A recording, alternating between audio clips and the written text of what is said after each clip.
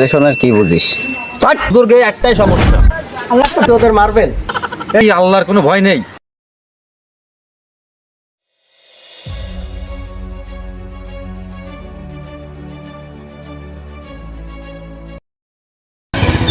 এই ছেলে, তুমি আমার ফ্যামিলির মেয়েদের ডিস্টার্ব করার সাহস কোথায় পাও?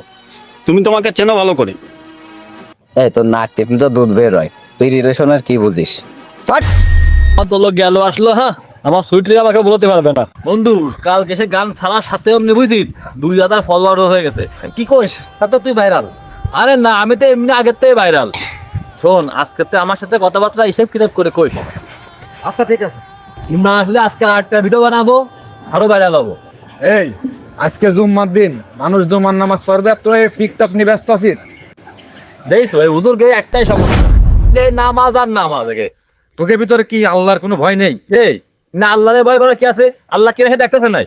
এই বিজ্ঞান আধুনিক যুগী হুজুরের লজিক ছাড়া কথা বল।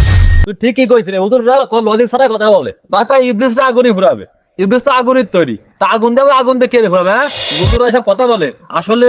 আরে তোরা থাম, ওই যে হুজুর আসতেছে, হুজুরের কাছে বার্তা নিচ্ছি। হুজুর আসসালামু আলাইকুম। ওয়ালাইকুম আসসালাম। হুজুর, আপনার কাছে দুইটা কথা জানার ছিল। জি ভাই বলেন। এ তুই থাম, আমি জিজ্ঞাসা করতেছি। তা হুজুর, আপনার আল্লাহ এখন কি করতেছে আপনি এটা বলতে পারবেন? আপনাদের বলে ইবলিস জাহান্নামে আগুনে ফুরাবে, ইবলিস তো আগুনই তৈরি, তাহলে আগুনে ফুরাবে কি আর? এই ওরা কি উত্তর দেবে? ওরা আল্লাহরে কখনো দেখেছে? আপনাদের উত্তর তো আমি দেব। এটা কি উত্তর দেবে? দেহাটা কি উত্তর দেবো বুঝিস তুই?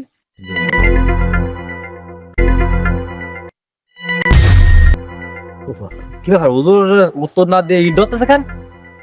হুজুর কে রে, হুজুর কে রে? কি বাবু তোমরা উত্তর ছেলে না? আদলাম দিয়ে হুজুর কে রে? একবারে আল্লাহ তো ওরে পাতা হইতে গেল রে, ওরে আল্লাহ গেল, অধিবাগ হয়ে গেল পাতা। এর ব্যান্ডেজ কি কাজটা করলেন আপনি? আপনি প্রশ্নের উত্তর দিতে পারেন, ভালো কথা, তাই বলে কি আপনাদের গায়ে দিবেন? হ্যাঁ আপনি চুপ করেন। এরকম প্রশ্ন যাতে আর না করে জীবনে কোনোদিন। ফালতু ছেলেগুলো কথা অধিবাগ হয়ে গেল পাতা। এটা একটা ব্যান্ড দিতে হবে। ওরে মা গেছি। এই ব্যান্ডলা ভাই, হুজুর তাহলে সত্যি কি আপনি ওদেরকে মারিছেন?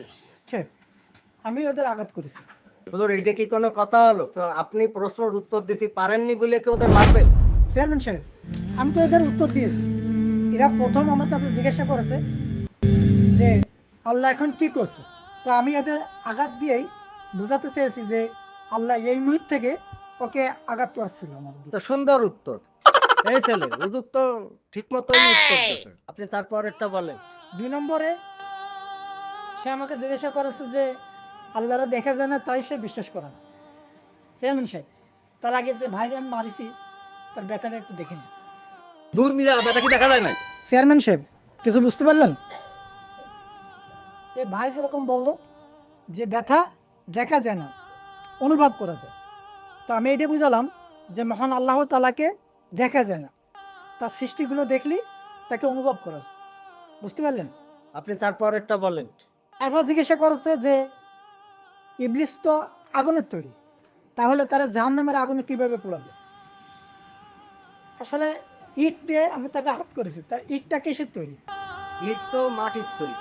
তাহলে আমরা কিসের তৈরি? আমরাও মাটির তৈরি। তাহলে মাটি দিয়ে মাটিতে আঘাত করলে কেন ব্যথা পাই আমরা? ঠিক ওই একই কায়দায় ইবলিসকেও আগুনে পোড়ানো হবে, সেও যন্ত্রণা অনুভব করবে। এই ছেলে হুজুরের কথার তো যুক্তি আছে। হুজুর যেটা করেছে সেটা তো ঠিকই আছে। তুই তো ভুল করিনি, ভুল তো তুমি করেছো। হুজুর আপনি যেটা করেছেন ওটা সঠিক হয়েছে, আমার ভুল হয়েছে, আমার মাফ করে দেন।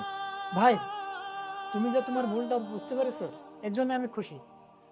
তো আমার কাছে ক্ষমা না, তুমি তওবা করে মহান আল্লাহ তাআলার কাছে ক্ষমা চাও, মহান আল্লাহ তাআলা অবশ্যই তোমাকে ক্ষমা করবে। ঠিক আছে চেয়ারম্যান সাহেব, আসি তাহলে।